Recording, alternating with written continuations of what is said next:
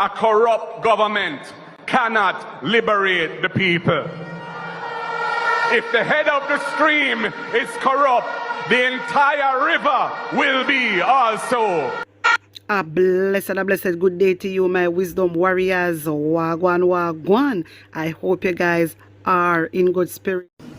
Oh, and General, how do you know? Dr. Das Pandem. Oh, and General. I think a clown Marky G sent come down here. Them man, they at it. Work time, work time. Work time, the G say. Disgraceful. Unrest in the health sector ahead of Tropical Storm Melissa. The issue surrounds the non-payment of salaries. TVJ News understands that several public health workers at the Kingston Public Hospital and the St. Catherine Health Department are yet to be paid, despite an assurance from the government that they would be paid. Details in this report. Tropical Storm Melissa is spreading in the Caribbean Sea with Jamaica in its path. Jamaicans have been flocking supermarkets to stock up on non-perishables and other items. However, TVJ News understands that some healthcare workers have not been able to do so because they're yet to receive their October salary. We want and we're calling for the release of the person's salary so that they can go and prepare for the storm like every other family in this country. The workers include administrative staff, doctors, nurses, dietitians, and patient care assistants at the Kingston Public Hospital and the St. Catherine Health Department. They were reportedly told that the issue would have been resolved today, but at news time they were not paid. President of the Jamaica Civil Service Association, Tisha Clark Griffith, spoke with our news center. It is unacceptable that hard-working public health professionals who continue to serve this country with dedication has not been paid because of administrative tardiness. It cannot continue. There has to be some improvement in the system. We cannot continue to have our essential workers being treated in this way. We are at a boiling point, and we will not continue to accept these type of behaviors and unprofessionalism. And the communication to the staff is very poor. If there are challenges, let the staff know what is happening. Earlier this week, journalists asked whether public sector workers would be paid early to adequately prepare for the weather system. Information Minister Dana Morris-Dixon responded. Some workers have already been paid, and many others will be paid tomorrow in terms of the monthly cycle. So I think we should be good. And I know that the ministers will look at those who get paid fortnightly, seeing if they can move that forward. Yes. So it'll be for tomorrow. TJ News sought a response from Health Minister Dr. Christopher Tufton, who said he's been informed that the issue stemmed from a glitch in the software which was recently implemented. They seem to be having these issues too frequently, not in the entire system, but in particular areas. Apparently the glitches are only discovered just prior to payment, and so it does delay the payments when they occur. I think we really do need to determine whether it is a software or it's a human element behind the software. So I intend to have a meeting to try and see how we can resolve it. In the meantime, Dr. Tufton says progress has been made. Some persons are now being paid, and that will continue, if not through today, into Monday.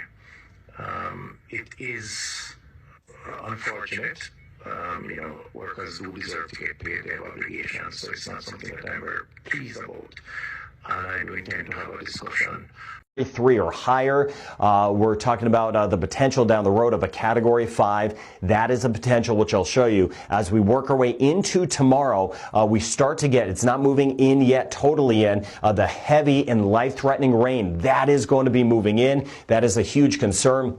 Southeast coast in particular will start to get some hurricane winds, 75 to about 80 miles per hour. Flip side, you get over toward Montego Bay, winds 30, 40, just kind of breezy. And again, some of us here, this is what I want to show you. I want to let you know what to prepare for. Some of us here will be like, well, what storm? It's not here yet. In western zones, based on the track, the impacts won't be quite as high as what we're going to have in central and eastern sections. But this is Sunday, taking you step by step. I know this video is long, but putting all that aside. I care about you, and I want you to know what's going to happen. This is Monday. Now, on Monday, it's going to be a major hurricane. Category 4 most likely, maybe a Category 5 hurricane. So we're talking about some catastrophic potential of wind damage and catastrophic flooding. And you know me, I do not use those terms lightly. I rarely use those terms. That's what we're going to have. This will start to move in on Monday. Southern coast first. We're talking about winds as we work our way, say, toward Black River and then points over toward not so much Negril, but a little bit more Black River back through Treasure Beach. 100 mile per hour winds that we're going to be seeing out of that. 150 mile per hour winds as we work our way again along the southeast coastline. This will cause destruction. We are going to have, it's not that every home is getting wiped out. Again, keeping this in perspective, there's a lot of crazy talk out there. But these type of winds are very serious. Weaker structures will take on very incredible amounts of damage. Weaker structures, stronger structures will be losing their roofs. Some of them, not all of them, right? Keeping it in perspective. I've been through these. I've been through these on the ground, right? Very strong structures will try to keep the roofs, but if there's any way the winds can get under, the roofs will go off. So that's why I want you in your safe place, right? We're getting into our safe places as we go over the next 24 hours for this. North Coast, not as much as we work through the day on Monday. But look what happens as we work our way into Monday night into early Tuesday. This is when we get the worst weather. It looks like overnight Monday. It's going to be an incredibly long night. I'll be with you best I can. I know we're going to be losing power in many spots. But as we go forward, still the long duration event. Winds 150 southeastern coast, 120 miles per hour northern coast. We swing back toward the west side of the system. If it stays on this heading, we're looking at hurricane conditions around Montego Bay, winds of about 80 miles per hour. Then we swing back here southwestern sections, winds of about 120 miles per hour. Now these would be the sustained winds. That's the constant wind coming at us for a long period of time. And then on top of that, both the Norman Manley International Airport and the Sangster International Airport in Montego Bay would remain open for today's scheduled flights. Subsequent to that, I've had a conversation with airports authorities before coming here, and a decision has been taken to close Norman Manley International Airport after the last flight that is scheduled to arrive in Jamaica at 8 p.m. tonight. So let me say that we would categorize it as 8 p.m. or the last arriving flight. So if the flight is delayed for any reason, it will be accommodated. But all flights will be accommodated today at both Norman Manley International Airport and Sangster International. So my recommendation for those of you who want to get back to Jamaica or to get out of Jamaica, try and change your arrangements to get out today, meaning Saturday. We will have a meeting at 2 p.m. today to discuss the closure of the Sangster International Airport, MBJ. So we will advise you after the 2 o'clock meeting today as to the closing time for that. This is important for many reasons, both for our locals to get in and get out, but also for our tourism industry. So as we speak now, they are trying, the hotels are in communication through the Ministry of Tourism to communicate with the airlines to make sure that they increase their capacity loads in terms of the different planes and configurations to try and get out as many of those that are vacationing in Jamaica and want to get out, obviously, before the storm or the hurricane. So we'd have indicated this morning that both the Norman Manley International Airport and the Sangster International Airport in Montego Bay would remain open for today's scheduled flights. Subsequent to that, I've had a conversation with airports authorities before coming here, and a decision has been taken to close Norman Manley International Airport after the last flight that is scheduled to arrive in Jamaica at 8 p.m. tonight. So let me say that we would categorize it as 8 p.m. or the last arriving flight. So if the flight is delayed for any reason, it will be accommodated. But all flights will be accommodated today at both Norman Manley International Airport and Sangster International. So my recommendation for those of you who want to get back to Jamaica or to get out of Jamaica, try and change your arrangements to get out today, meaning Saturday. We will have a meeting at 2 p.m. today to discuss the closure of the Sangster International Airport, MBJ. So we will advise you after the 2 o'clock meeting today as to the closing time for that. This is important. Let me say good morning to every citizen in Western Westmoreland. Let me say happy Sabbath to those of you who are going to church this morning to pray for our country and to pray for every Jamaican. I say good morning to each and every one of you. For those of you who are still preparing, I say continue to prepare. Nothing beats preparation. So, as a voter in the constituency, I want to have a conversation with you.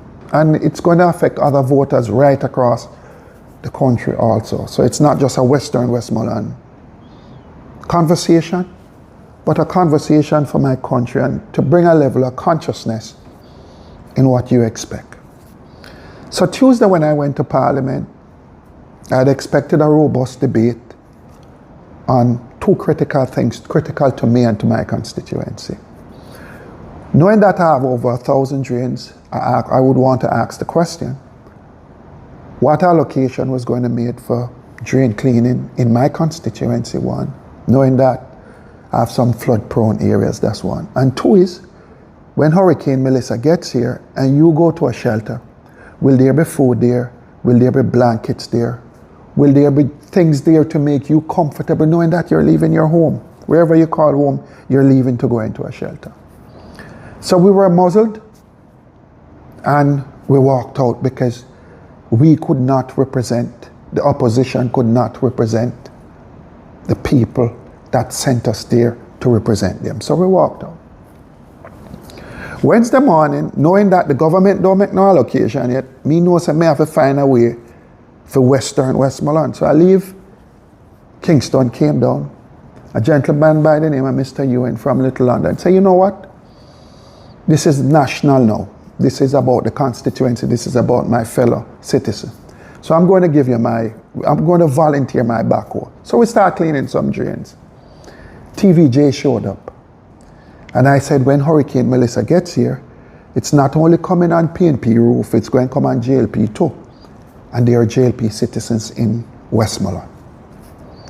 Thursday, there's a pressure bus pipe. Thursday, I got a call that I was going to get $3 million for the constituency. $3 million, knowing that I have 1,000 drains and I have over probably 50, 60 critical drains, and one drain can take $3 million to clean it. Anyway, we have to work with what we have, whatever come, because I know we are in opposition, but I'm going to fight for you as your member of parliament every step of the way. So we started cleaning. That was Wednesday, we started cleaning. Thursday evening, the $3 million come. We had to put a program together very quick to start cleaning some drains Friday, yesterday. So the government made a further allocation of $200 million. We don't get nothing out of that. It's only $3 million we get to clean the drains in Western Westmoreland. And we have started to clean some of the drains, but I just want to say, we can probably clean around 20 drains. We can probably clean, which doesn't even cover all the critical drains, but we have to work with what we have to work with. And Mr. Ewan has said that whichever drain needs to be cleaned and to give passage to the water so that free flow, he's willing to provide his backhoe, and I thank him for that. But I just want to say something. I said I have a video going around that they put 400 million and they put me saying that the government don't make no allocation. That video was made Wednesday. The government made the allocation Thursday. I know social media is a place where facts get distorted, narratives are changed. But you, the Jamaican people, you should expect more. And you should expect no less. This is all our country. And we all have to ensure that we work together today and going forward. Jamaica is divided. Jamaica is divided. But we have to work together. So those are the thoughts that have been on my mind all morning. Let's work together and build one Jamaica. When I go out there, I don't go out there just for PNP. I go out there for JLP too, because we are one country. And you know, as somebody who have lived overseas for many years, you know, when you meet a Jamaican overseas, you know, in some places where you don't expect to see Jamaican, and they say, you know, I'm a Jamaican. They have never said, I'm PNP or JLP. They say, I'm Jamaican. Let's be Jamaican first. Let's be Jamaican first.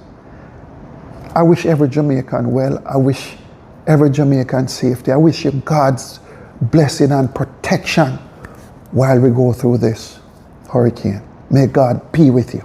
May God keep you. And may He strengthen you. And whatever little we have, make we work with it. Because a government should be a government of the people. So I leave you with a good comrade slogan. The word is love. God bless you all. Happy Saturday. Stay tuned. So my wisdom warriors, on hear what Ian Hales I say. On hear what him say. Only $3 million the man get, you know. $3 million. And the man have over 1,000 drain for clean. And $3 million only can clean one drain. You tell me now. You tell me now. And una say me not fi cuss out dirty stinking Andrew Wellness. Then Andrew Wellness really care about the Jamaican people. And una dirty kin labor right go on like say JLP supporters now live in a Westmoreland. And so una behave. Where is the money where Andrew Wellness get? Andrew Wellness get whole heap of money. Where is that money? Where is that money? You understand? The man have over 1,000 drain for clean and only 20 drain alone the man saying can't clean. 20!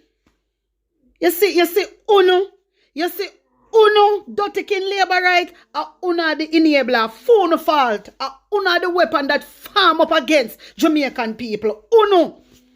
All when uno see sound life in danger, Andrew Wellness still not help the people of Jamaica. Uno still out there defend Andrew Wellness. Jesus mercy, I don't know what else to say. People can fall, so. And that me want to know. People can fall, so. Andrew Wellness, where is the money? Where is the money? The drain they need cleaning. The drain they need cleaning. Where is all the money? The billions of dollars. Wanna see why we come out here now and talk about the money them we got missing? This is the whole reason why. Because when taxpayer money go missing, we the people have to suffer the consequences. We the Jamaican people. Why me I tell her, John, boy, me feel some type of way. Me feel some type of way, John. Amount of money them dog shit they get. And then don't even care about the Jamaican people. Because I want to take the money and use it for election. Boy, my wisdom warriors, enough is enough. On the depot on your own. On the can't see opposition a try. Them a try. But Andrew now look. Andrew now look. My wisdom warriors, yes, I go left it. Wanna tell me what you think, wanna tell me how you feel about this, and put an honest opinion in the comment section. Like up the video, share it out, and subscribe to my channel. And if you're new to my channel, welcome, and big up on a nice clean self. One love.